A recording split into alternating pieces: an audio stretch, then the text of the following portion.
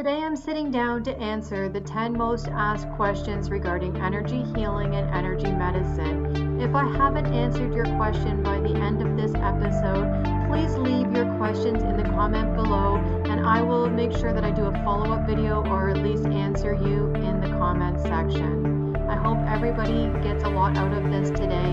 Enjoy. I actually get asked this one a lot because people don't know what energy medicine is. And I think this is part of the problem in communicating it to people because it's a new idea for a lot of people, even though it's really rooted in ancient traditions. So you can think of energy medicine as anything that's dealing with this sort of subtle or invisible field in your body. So I think the ones we're most familiar with is probably acupuncture, which is dealing with the meridian systems in traditional Chinese medicine. But I do yoga and meditation, and that is all based also on subtle body or the pranamaya kosha, which is, the pranic energy field in your body. I also really like to pair new technology in with these ancient philosophies. So I use bioresonance and biofeedback devices, which is mapping the human body field, and then through resonance, it's deciding does your frequency match what is considered healthy in the human body field? And then it's mapping that out so that we can actually work on specific issues with your energy system. And also my favorite and my first introduction into energy medicine, which was pulse electromagnetic field therapy, which is just really pumping in extra ion and energy into your body so that it can just initiate its own healing process. Your body will decide what it wants to work on first, and you're just giving it the energy that it needs to just do that. So those are like the primary energy medicine modalities, but you can also add in like Reiki and sound healing, chakra balancing. There's so many different things, and this is a really newly expanding field. You have a lot of scalar technology and standing waves. There's so many things. I would really recommend looking into all of it and seeing how it could benefit you.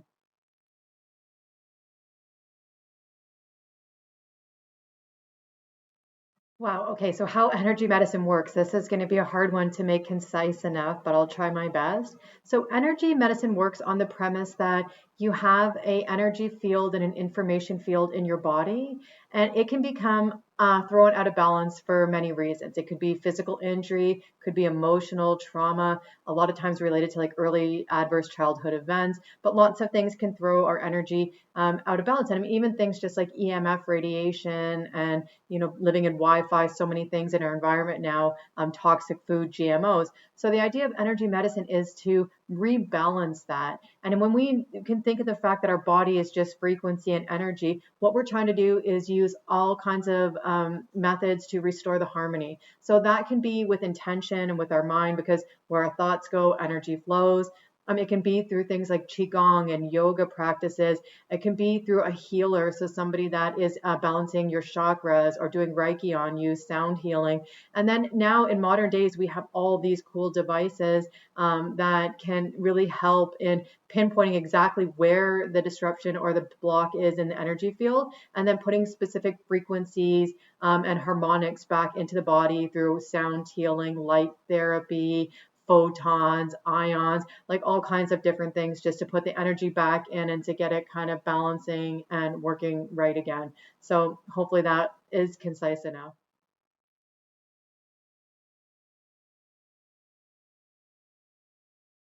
Okay, this is a really big question too. So really the simple answer is it can treat everything. So there really isn't something that energy medicine can't assist with. But when I just go based on like my own personal experience of this, I've seen the quickest raises in healing in just actual energy level. So people just feeling like they sustain longer throughout the day, they need less breaks, aren't napping, they aren't feeling, by the end of the day, they've got nothing left in the tank. They start to feel like they have a little more time for passion projects and for things that are just, pleasure for themselves. And then the next thing I would say is that it aids in sleeping a lot and pain, especially PEMF. That really helps people immediately with pain. It's one of the things that's like right up off the bat you can get help with. But I've treated people with all kinds of things. So I've helped people with diabetes and neuropathic pain. I've treated people with heart conditions, arthritis, for myself with multiple sclerosis. I've treated people just with bruising and swelling, broken bones. So the list is really endless because the beauty of energy medicine is when you're putting energy back into the body is just initiating self-healing. all you're doing is creating the right environment, the right information, the right energy flow. You're removing blockages and things. And you add in things like that meditation and yoga practices. So once the body, you put the energy in, you're opening the flows up in a beautiful way, and you're just connecting more with the cycles of life, and you're just rebalancing all around. So it's just beneficial to almost every system and endless possibilities, really.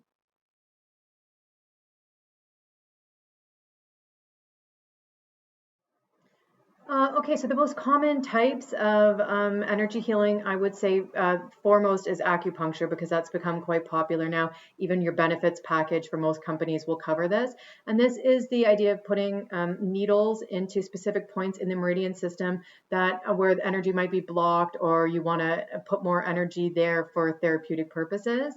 You can also do this with like cupping or acupressure points.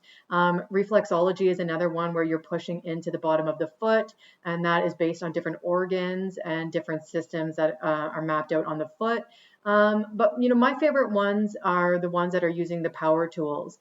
So I use pulse electromagnetic field therapy, which pumps negative ions into the body at high intensity, because I have a clinical device, and that just gives you extra energy for your body to decide how to heal itself. And I use bioresonance a device, which then can assess over 220 different spots in your body where you might be having an issue. And then the ones with the top priorities, we address those first. And there's a lot of new ones with like quantum technology now, where we're looking not so much like in the old systems, they were looking just at the strength and the amount of energy. We're looking now at like the information field as well. So it's becoming even more advanced with technology and with our understanding. So, but the list is really endless. There's Reiki and sound healing. There's lots of things.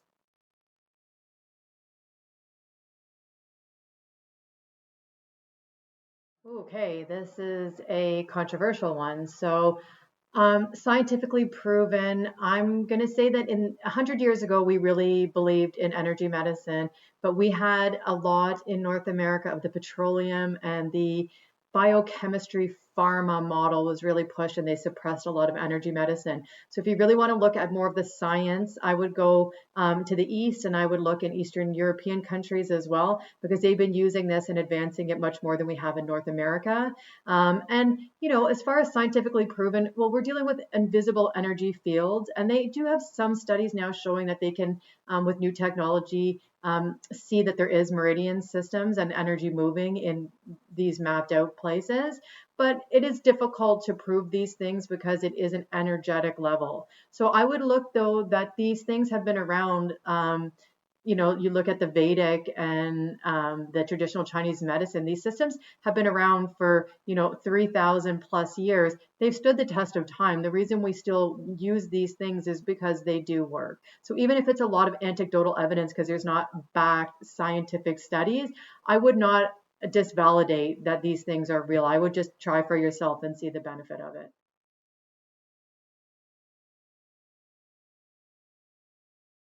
So absolutely, they can be used together. So they serve different purposes, right? So allopathic Western medicine has its place.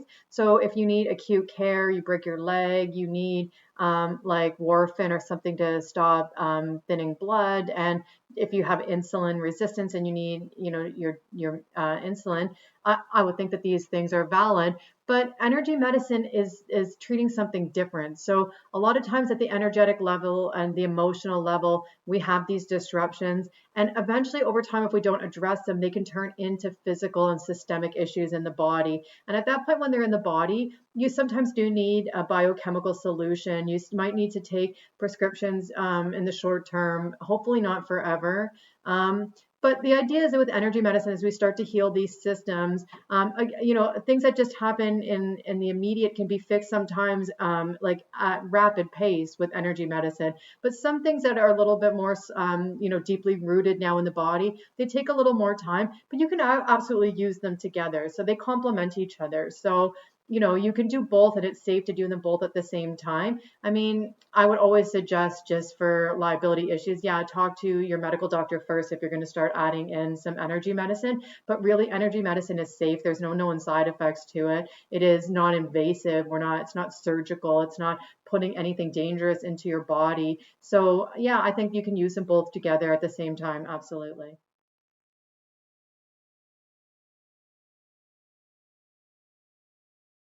Finding your perfect practitioner is, a little more complicated actually than even choosing which method to pick, because although there are qualifications you can get, like I am a neurolinguistic practitioner with a master's in it, and I'm a yoga teacher that's registered with Yoga Alliance. I'm also certified bioenergetic wellness coach. So I do understand the value of being educated and being qualified, but at the same time, the way that people can get trained in Reiki is very different than somebody who's taken acupuncture or traditional Chinese medicine, and there's much more school involved. And a lot of it, though, with energy medicine, it's intuitive. And so, even with, say, acupuncture, for example, I have done it many times with many different practitioners over the years. Sometimes it worked great, and sometimes it didn't work at all. And that's, again, because whether you even go to a regular allopathic doctor, did your doctor get, high 90s, or were they a 60 student? Like, I mean, how good are they? You never really know. So a lot of the time, I'm going to say stick with people that have referral base, and I would stick with people that you have a good connection with, because a lot of time with healing, it has to do with being heard and understood. I mean, there is some level of placebo effect always involved in everything. So when you have a practitioner that really believes you can heal, and they put a lot of intention and love and care into treating you, with energy medicine, that's especially important. So, yeah, qualifications, but also find somebody that you feel that is trustworthy and someone that you feel comfortable working with.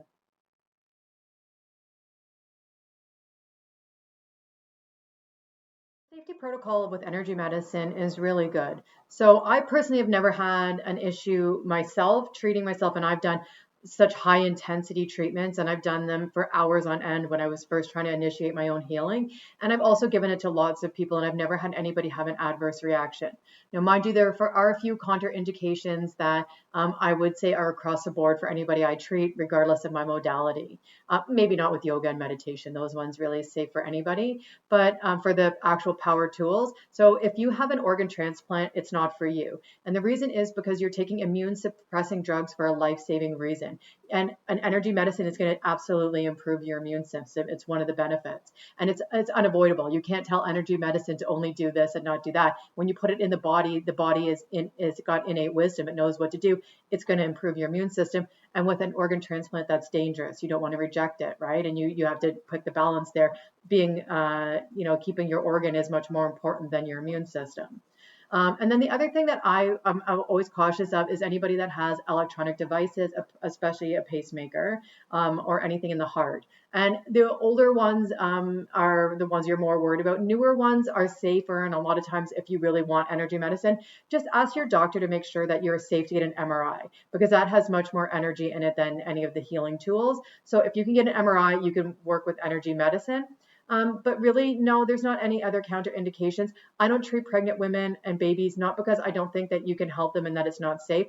They just haven't studied it. And so for liability issues, I just avoid that. But if it was like myself and I was pregnant, I would feel safe to use it. But again, you use your own judgments on that.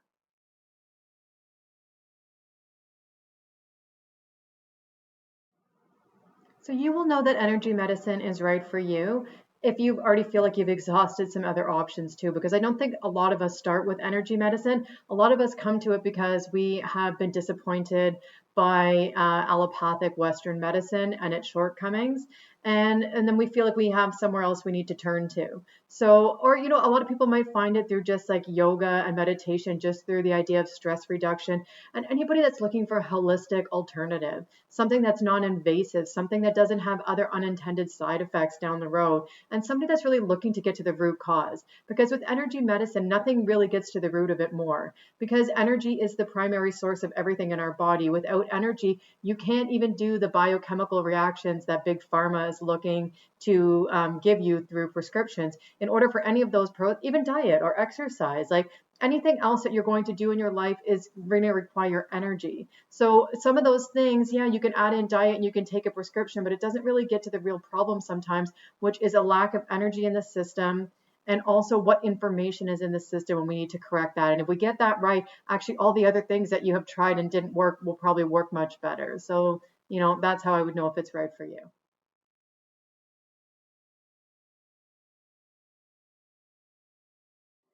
Well, where to start is really going to depend on actually where you are right now. So if you are just, a little bit off and things aren't that great, but you're doing mostly okay, I would just really start with always everybody start with mindset, because really your mind is the first thing that you're going to use to control the information and the flow in your body. So always trying to have, more positive thoughts, more uplifting, surround yourself by positive people, try to avoid toxic news, toxic events, toxic people, because, you're very influenced by that energy. So for everybody, actually, regardless of your current health status, it all starts with your mind. So try to practice gratitude more frequently in life. But then, depending if you're just a little bit thrown off, you can probably just work on like qigong and yoga, meditation. You're probably going to find a lot of benefit there. Trying to have, clean diet, those kinds of lifestyle, sun gazing, grounding, these kinds of things. But if you have more of a chronic issue, or you're having more mental distress that's at a deeper level, you're definitely going to want to find someone to work with them. For all of the people I work with, I like to start with a bio wellness scan, because that really gives us a lot of information about where the energy is stuck, where the problems are. And that way we can create a custom protocol designed specifically for your needs. And then that can entail all kinds of things. So now we're talking about, yoga, wellness coaching on all kinds of things. It depends what your problem is. Is it hydration? Is it oxygenation? Is it source energy? Is it one particular organ system? Like, it really depends. That's why the scan is so important. You start there and then you build up and you build a plan. And then that way you get the most success, because you're not, throwing spaghetti at the wall and just hoping something sticks. You have, you measured first and you detected, then you can correct and protect properly from there.